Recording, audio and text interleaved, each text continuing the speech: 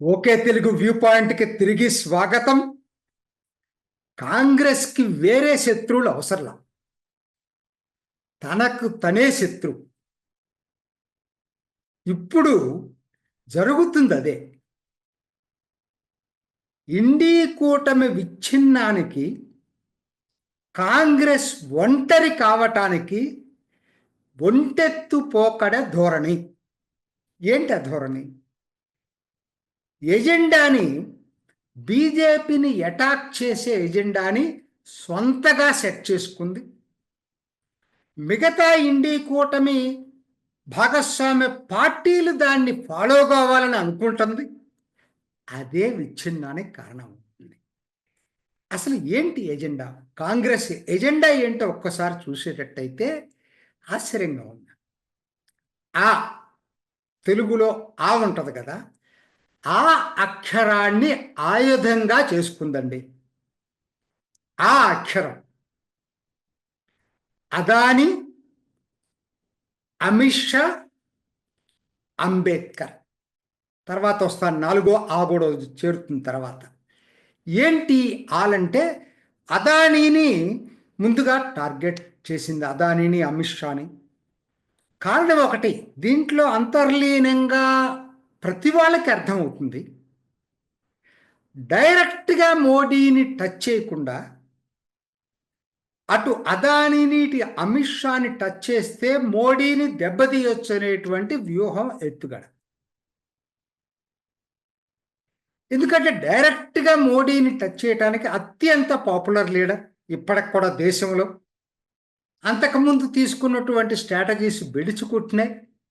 చౌకీదార్ చోర్హై అని, రఫేల్ కుంభకోణం అని, ఆయన మీద, మోడీ మీద అవినీతి ఆరోపణలు చేస్తే జనం 1% కూడా నమ్మే పరిస్థితి లేదు.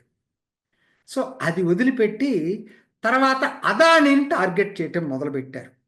దానికి మోడీని కలిపి మొదాని అని చెప్పి ఒకటి కొత్తగా ఒక స్లోగన్ క్రియేట్ చేశారు. దాంతోనే హర్యానా, దాంతోనే మహారాష్ట్ర అసెంబ్లీ ఎన్నికలు వెళ్ళారు. వర్కౌట్ కాల పూర్తిగా దెబ్బతిన్నారు. సో ఇప్పుడు కొత్తగా ఏంటంటే, కొత్త వ్యూహం ఏంటంటే అమిత్ షాని టార్గెట్ చేస్తున్నారు.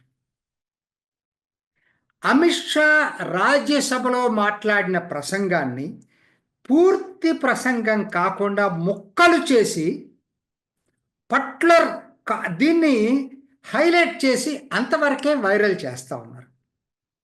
ఆయన మొత్తం ప్రసంగం నేను విన్నా.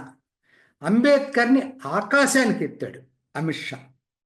కానీ ఆయనకు అంబేద్కర్ అంటే పడదన్నట్టుగా ఈ ప్రతిపక్షాలన్నీ కలిపి చేసిన ఇది ఒక విధంగా ఏంటంటే దానికోసం అంబేద్కర్ని ఎత్తుకుంది.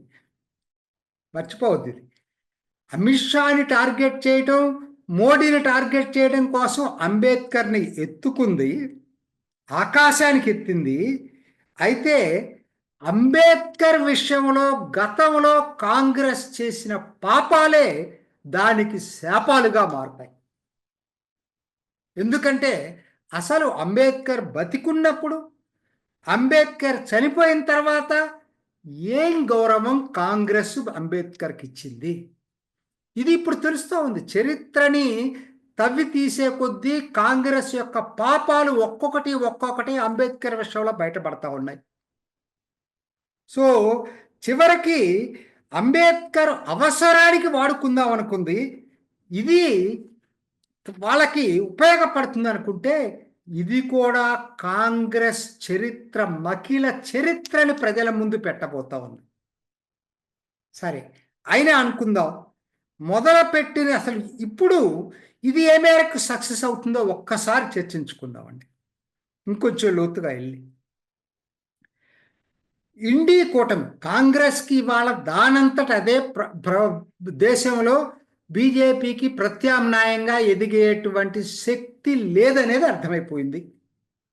టోటల్గా ఒక పెద్ద ప్రాంతీయ పార్టీ, నిజం చెప్పాలంటే ఒక పెద్ద ప్రాంతీయ పార్టీ, మిగతా ప్రాంతీయ పార్టీల కన్నా కొంచెం పెద్దది. అంతేగాని జాతీయ పార్టీ టెక్నికల్గా ఉన్న తప్పితే నిజంగా అయితే ఒక జాతీయ పార్టీకి ఉండే లక్షణాలు లేవు, శక్తి లేదు. మరి అటువంటప్పుడు జాగ్రత్తగా ఇండి కూటమిని తనతోటి తీసుకెళ్లాల్సిన అవసరం ఎంతైనా ఉంది, జాగ్రత్తగా. కానీ ఇండి కూటమిలో మొదటి నుంచి కూడా తను సొంత ఎజెండా సెట్ చేసుకొని అదాని అదాని అదాని అంటూ మాట్లాడుతూ కొన్ని ఇండి కూటమి భాగస్వామ్య పార్టీలకు దూరం అయిపోయింది. టిఎంసి దూరంగా జరిగింది, ఎన్సిపి దూరంగా జరిగింది, ఎస్పి దూరంగా జరిగింది, ఇటీవల కాలంలో ఆర్జేడీ కూడా దూరంగా జరిగింది. మరి అంటే ఏంటి, దూరం జరిగినా అర్థం చేసుకోవట్లా. ఆత్మ పరిశీలన, ఆత్మ సమీక్ష లేని నాయకత్వ దౌర్భాగ్యం కాంగ్రెస్. సరే, అమిత్ షాని టార్గెట్ చేసినప్పుడు అన్ని పార్టీలు పార్లమెంట్లో ఒకటైనట్టు అనిపించినా కొంతమేరకు కలిసి టార్గెట్ చేయటానికి సిద్ధపడినా అది పైపైన తప్పితే లోపల ఏర్పడినటువంటి విభేదాలు పూర్తిగా సమస్య పోల. ఇవాళ ట్రిగ్గర్ పాయింట్ ఏంటంటే ఢిల్లీ ఎన్నికలు. ఢిల్లీ ఎన్నికల్లో ఆప్పై కాంగ్రెస్ విరుచుకు పడుతుంది. బీజేపీని ఎంతగా విమర్శిస్తుందో అంతకన్నా ఎక్కువగా ఆప్ను విమర్శించడం, అరవింద్ కేజ్రీవాల్ని విమర్శించడం మొదలుపెట్టింది. 4 అక్షరంలో 3 అయిపోయింది, అదాని, అమిత్ షా, అంబేద్కర్ అయిపోయి ఇప్పుడు 4వది అరవింద్ కేజ్రీవాల్. అసలు ఆ ఢిల్లీ నాయకులు మాట్లాడేది వింటే బీజేపీ కూడా అరవింద్ కేజ్రీవాల్ అంతగా ఇదిగా మాట్లాడలేదేమో అన్నంతగా మాట్లాడుతుంది. మరి అదను కోసం ఇప్పటికే వెయిట్ చేస్తుంది తృణమూల్ కాంగ్రెస్. అందరికీ తెలుసు, పోయినసారే చెప్పింది నేను సిద్ధంగా ఉన్నాను నాయకత్వం తీసుకోవటం అని చెప్పి మమతా బెనర్జీ ఆవిడే నాయకుడు కావాలని ఆవిడ పార్టీ ఎంపీలు ఇక్కడ ఢిల్లీలో రోజు కొడతానే ఉంటారు. అట్లానే ఎస్పీ కూడా అవకాశం కోసం ఎదురు చూస్తూ ఉంది. ఇంతకుముందు చెప్పాం కదా, వీళ్ళందరూ కాంగ్రెస్ మీద నమ్మకం పోతుందని చెప్పి. ఇప్పుడు ఆప్ అయితే డైరెక్ట్గా థ్రెట్ చేసింది, ఇదే పద్ధతిలో మీరు మాట్లాడితే మిమ్మల్ని ఇండి కూటమి నుంచి బయటికి పంపించాల్సి వస్తున్నారు. వాళ్ళు బయటికి వెళ్ళటం కాదు, మిమ్మల్ని ఇండి కూటమి నుంచి బయటికి పంపించాల్సి వస్తుందని ఆప్ కామెంట్ చేసింది.